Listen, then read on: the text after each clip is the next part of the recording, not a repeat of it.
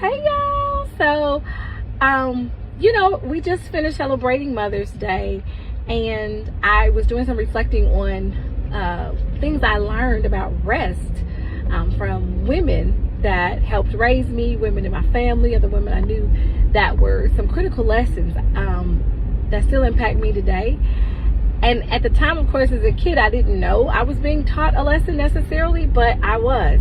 And so I wanted to share those quick stories today, and hopefully they'll be a blessing to you as well.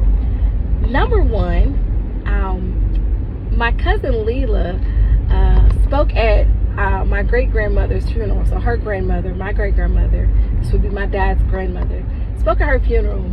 And she was sharing some advice, some things that she had that basically our family and anybody could take in terms of lessons from Grandma Rena's life, or things she did, things she taught, etc. And one of those things was, make your children sit down for 30 minutes a day and be still and be quiet for no reason at all, other than I said sit down and be quiet and be still for 30 minutes a day. And she really, the context, of course, was that Grandma Rena, for a long time, grew up in and lived in rural Arkansas. Her children, who were also raised there, moved to the city, Kansas City, but they would send their kids back for the summer. So my cousin Leela remembers being made to sit down at Grandma's house for 30 minutes every day for no reason at all. They'd be playing and all around the country having a good time, getting into all kind of fun. But Grandma said, for 30 minutes a day, you will be still.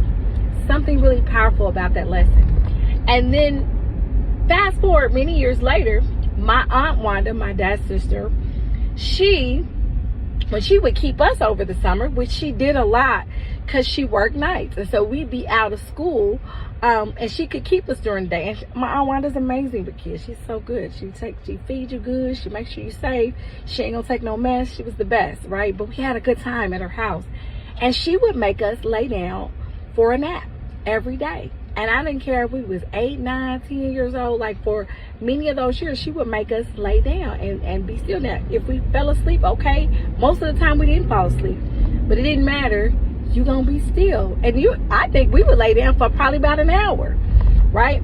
And then the third lesson was, what I want to say about that is, of course, you see then that generation, carrying forward, right? So that would have been something her generation learned from Grandma Rena and maybe their parents, but then also that she shared that with us. Nap time is important. It's got to happen, And so